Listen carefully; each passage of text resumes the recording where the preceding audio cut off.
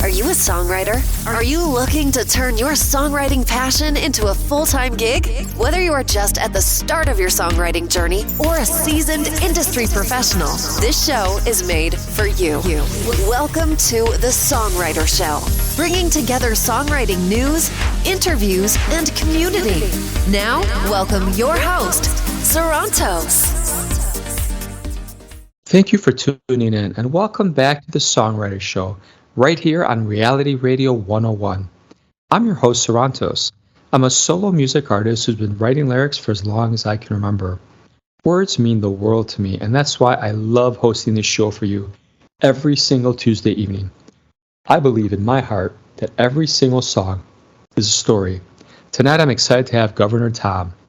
Tom is a singer-songwriter whose indie style blends folk, blues, pop, and jazz with truthiness and wit to create an unapologetic, poignant journey for the heart and the mind. And now, welcome this week's special guest. Welcome to the show, Tom. How you doing? I'm doing great, Sarantos. How are you doing? Doing great, man. I love your name, Governor Tom. I love the man with the hat kind of thing. It's really cool, man. So I love your branding. It's pretty cool. I appreciate that. It's hard. It's hard to make those choices, and you can choose pretty much anything when you're a creative artist. So yeah, it's good to land on something that you feel good about. Yeah, tell us a little bit. I've seen some of your pictures, but tell the audience that might not know you, what instrument do you play? I play guitar. I compose on the guitar. I play some piano. I work on arranging on the piano, and I've done a couple of my recordings have me on piano, where it's very simple. Where it's very complex, then I use somebody who can really play the piano. Yeah. It's funny you say that, man. I'm like the same way. I'm like, oh yeah, I play the piano, and in Logic I can play every single instrument known to man. But the truth is, I don't consider myself an instrumentalist where you can rip it on the piano and the guitar. And there are people that are better than us, and at the heart of it, probably like me, you're a songwriter. Exactly, singer-songwriter for sure. So tell us how you come up with a song. What strikes your muse? How do you start? How do you figure it out? It's so funny because a lot of the songs I'm working on and recording right now I wrote a while ago. So the writing, it's usually an idea that just comes to me so strongly that it insists that I give it my full attention. And whether it happens while I'm just playing guitar and stumbling upon a nice chord progression that suddenly feels and sounds really good to me, or whether I'm driving my car, like thinking about something or having a memory or having a thought about something outside of myself that touches me and inspires me. I've completed entire songs, while driving on the freeway just by hitting the record on my cell phone. And I've literally, my latest song that I just wrote was just that. I came up with the entire song on the freeway. Then I had to find the chords. That's awesome. How do you decide when you look at, if you write daily, weekly, how do you then decide, like you said, you wrote these a while ago, is this going to go in my awesome pile, in my trash pile, in my average pile? How do you decide what you're going to work on, what you're going to record?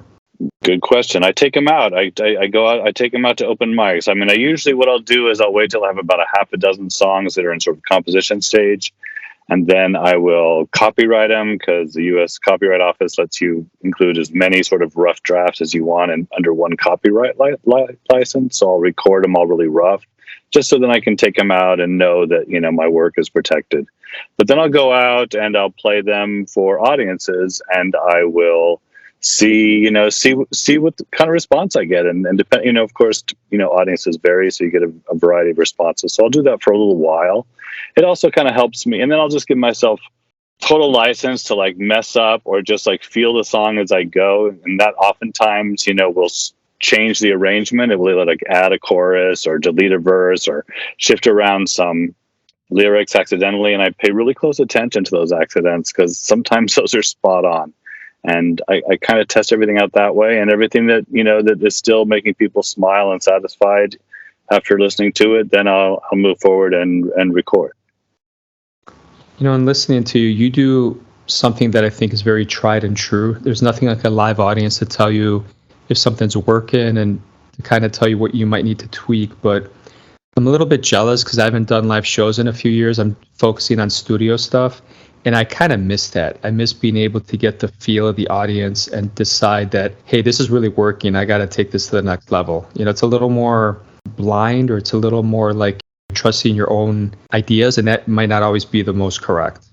Yeah, I mean, I hear you. I feel exactly what you're talking about. It's a tough feeling to deal with throughout the creative process. So it is a bit of a luxury and an investment to go out and get some feedback from the live audience. It's definitely worth the investment. Yeah, tell us a little bit about any famous people you've jammed with, collaborated with. Anyone worth mentioning on the show? Well, I just did a show with a Nashville singer-songwriter that's been doing it his entire life. His name's Dana Cooper, and he's running around touring the country right now. We did a 2-man show, which was a lot of fun. But I have not, I haven't made that commitment to really perform. I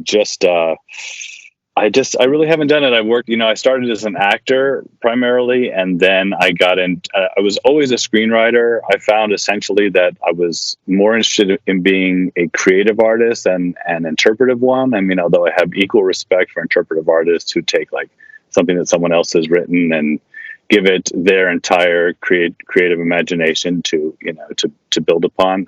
For some reason, I just was not fulfilled doing just that. So I started writing scripts and stories and screenplays and stage plays and treatments. And then I picked up the guitar again after many, many years, and all that writing just instantly became songwriting. So I've met a lot of famous actors. I've worked with a lot of famous people in that realm, but as a musician, not yet.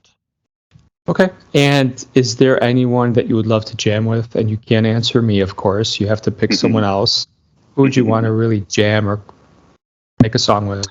I was just thinking, I really love Feist. I love Courtney Barnett. I was just listening to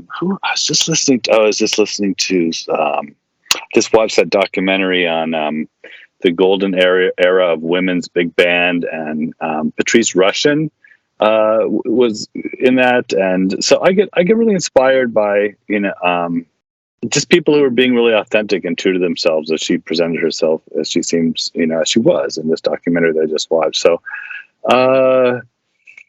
gosh, there's a lot of, I don't know, man, all my idols and mentors are really sort of, they're just way too big. I don't think I would ever perform with anybody like that. I'm definitely a huge fan of certain artists, younger artists like Gary Clark Jr. and, there's so many. I'm really not a good name person, but I'd be more than happy to just go. I really love Cage the Elephant. They put on an amazing show.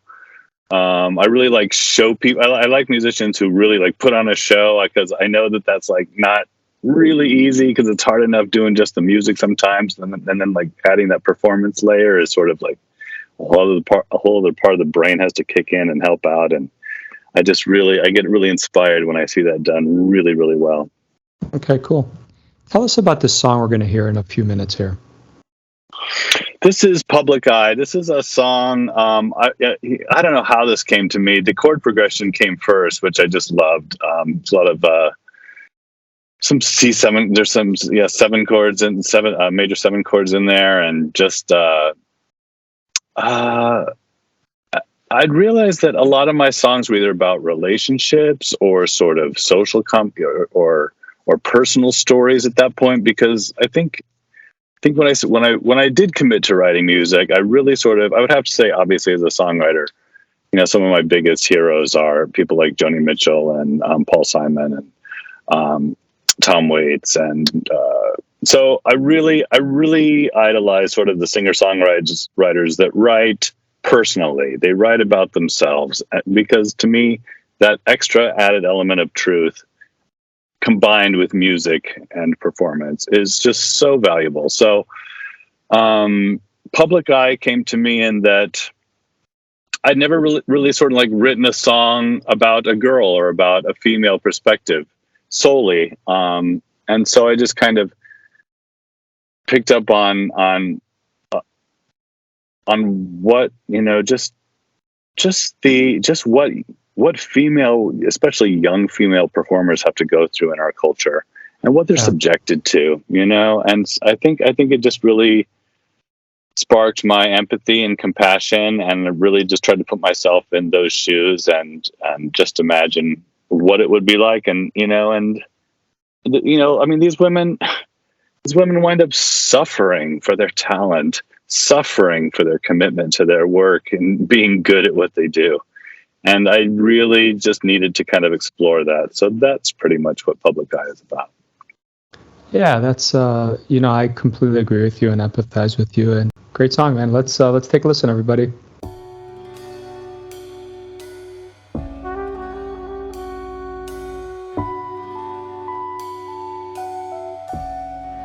She's a question mark. You make up any answer. Type it up, put her picture on the screen.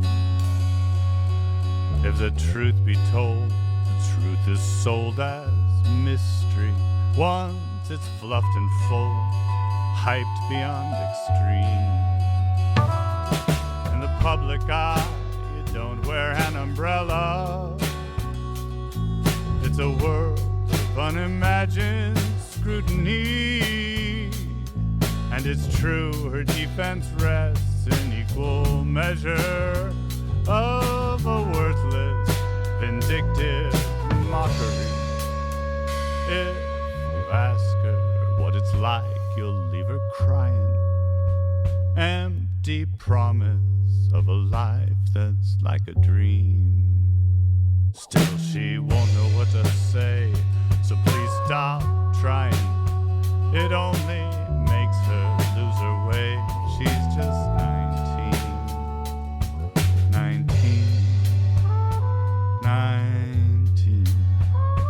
She's just 19. She's no right to shame, regret, or indignation. The attention's what she begs for, craves the fame. Solid platinum on her wall since she was 16. So ungrateful for it all, her pain's a game.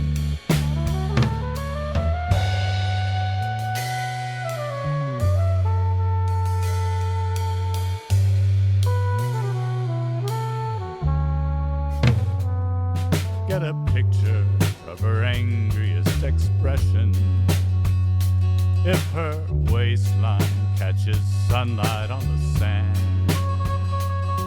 they pay millions for a personal indiscretion, captured in these top-notch lenses of Japan, of Japan, of Japan, lenses of Japan. In the public eye, you don't wear an umbrella. It's a world of unimagined scrutiny, and it's true, her defense rests in equal measure of a worthless, vindictive mockery. So when you see her at that check stand growing older, when you comment on the ugly price of fame, on that crazy, trashy bleach out turning 30, rest assured she's got just herself to blame. Self to blame, self to blame, just herself to blame. Cool song, man. So, Governor Tom, tell us a little bit about what kind of exciting things you got for the fans this year coming up. Well, I'm just finishing up a fifth track to add to the four that I've released, and then I'm going to release that as an EP in the next month or two at the latest. And that's going to be my first EP. But I'm working on charts and setting up. It was funny. I really thought I was going to do an album, but I've got two more EPs lined up. One's going to be love songs. I'm really trying to, as I'm sure you know, as you record, everything's so digitized and computerized, which affords so much ease and convenience. But then at the same time, what we've lost is we've lost a lot of breathing. We've lost a lot of off the grid. I mean, when you look at how you make music on a computer nowadays, you're literally like on a grid. And so I've got one EP that I want to do songs that just go very off tempo as freely as they want to. And they're all mostly love songs. So it's going to be kind of like a love song CD or EP. And I don't know, it's going to be curious. I don't know, because with the EP that's coming out first, it's all, I recorded my rhythm first and then built from there. So this is going to be kind of the reverse. So that will be exploration. And then I'm going to do another EP of sort of more rock and roll style songs, the songs that I have that lend themselves more to like. And then I'm going to move back into steady tempo stuff. And performing wise, I'm still running around LA and singing out some of these new songs. And also, I just decided that I'm gonna do like a busking tour. I don't really have it in me with all this work to try to, to do these EPs. That's really where I want to focus. I don't have it in me to do all the communicating and all that stuff necessary to really sort of like plan and book a tour. So I think I'm gonna do a busking tour, Sarantos, because busking is one of the most terrifying things that I can possibly imagine for myself. And since I'm a firm believer in facing your fears, I feel like I need to I'm so comfortable when I'm on a stage. I'm so comfortable in front of an audience when I'm on a stage. But when there's not that like imaginary fourth wall, when it's just the idea of me just being like, just completely amid, the listeners, that there's something about that terrifies me. And so I have to face that. So I think I'm going to just plan a few, do a little homework and run around California, probably in the fall, and just show up places and busk, because it will, I won't have to do any of all that negotiating and all that terrible stuff when not terrible, but just time consuming. Yeah. Yeah. And so that's what I've got coming up. Okay, cool. Tell us your favorite 80s jam. What comes to mind? It's got to be a Michael Hutchinson NXS song. Any of his music. He's outstanding musician. I also love that song by I'm really so bad at names, Sarantos. 1, 2, 1, 2, 3, 4. Gosh, of course, Prince really ruled the 80s, but damn, I'm failing so bad on this answer, which is fine, but 80s music is good. There's a lot of excellent 80s music, so I'm really hard pressed to answer your question. Okay, no problem, man. How about your ideal superpower? What would you say that is? That I actually possess, or that I would want to possess? How about both? I think the superpower I possess is that I'm able to reach my best within a group and also inspire the group that I'm with to reach for their bests. And that's why I think that my music is succeeding in a way that I'm a little bit surprised about. Although I did go out of my way to hire just outstanding musicians when I recorded.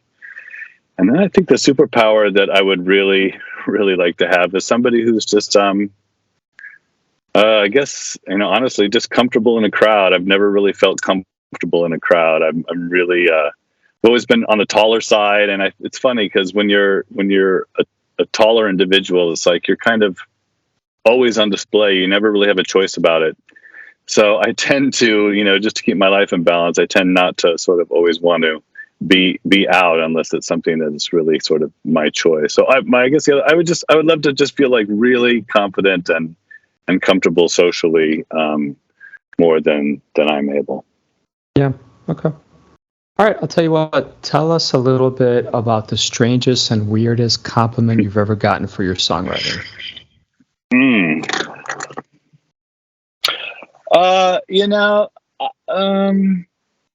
That's a good question. I just, unfortunately, the answer is being preempted by, the answer that I get, the compliment I get the most consistent is just that people feel like my songs are poetry. They just really feel like they're, truly worthwhile poems put to music.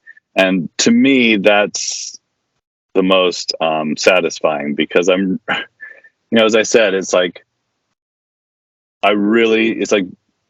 being a creative artist is really my focus, and really to just face that blank page and create something from scratch. And so to have the writing, which is sort of the nucleus and the blueprint of all else that follows, that's the core of the creativity, and to have that recognized is the best. I can't think of anything.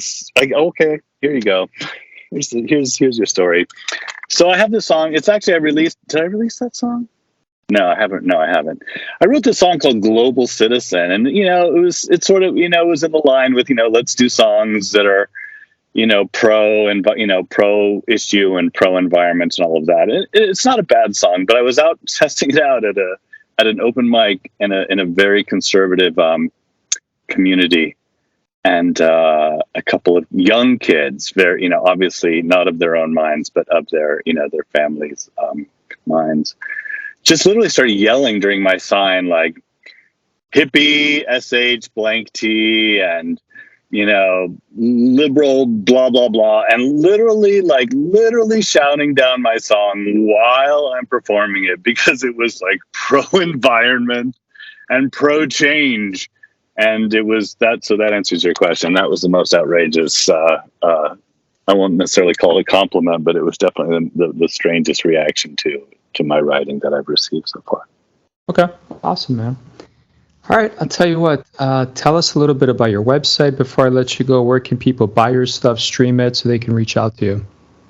All right, well, governortommusic.com is my website, and it's you can purchase my tracks there. That's probably honestly the easiest place. I got PayPal and Stripe. That's all I've really got set up for payment. So hopefully people could be confident in that. And I just find even myself nowadays, man, I try to I hear a song and I'm like, I'm going to support this artist. I'm going to buy this music. And it takes like a day and a half to find where you can, none of the Amazon, it used to be the last place you could actually download something. And even that they've made so difficult, because they want to, they just want to stream and take all the money. So if anybody really wants to support my music, my website is the best. It's hosted through a company called Bandzoogle.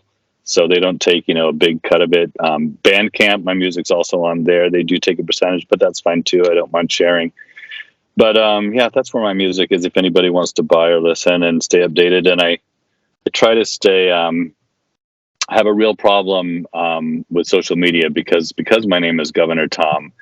All of my stuff, anything I try to do just is constantly getting shut down by their algorithms, because it gets flagged as something political, even though it's nothing political. And it's been going on for well over a year at this point, and I'm actually so frustrated. But it's also where I feel like I have the best connection with anybody, with any fans of my music. So, and that's because I can't use Governor. It's the Facebook is either GT Music, or I think it's / the music of Tom Wood. Tom Wood being my real name, and Governor Tom being my artist name. Awesome. Well, I want to thank you so much for being on the show tonight, Governor Tom. Sorrentos, thank you so much. You're welcome, man. To all the listeners out there, thank you so much for spending a little bit of your precious time with the two of us. We know it's important, and we hope your unique story gets heard around the world too. My name is Sorrentos. Please join me every Tuesday night to hear other amazing artists share their fascinating behind-the-scenes stories right here at the Songwriter Show on Reality Radio 101. Have a great night. I love you guys.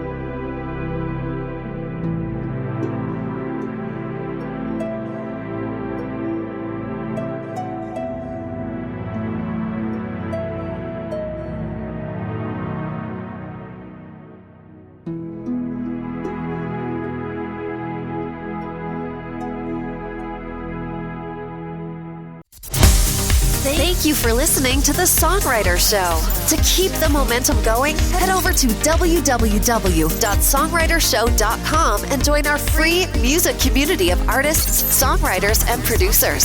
That's www.songwritershow.com.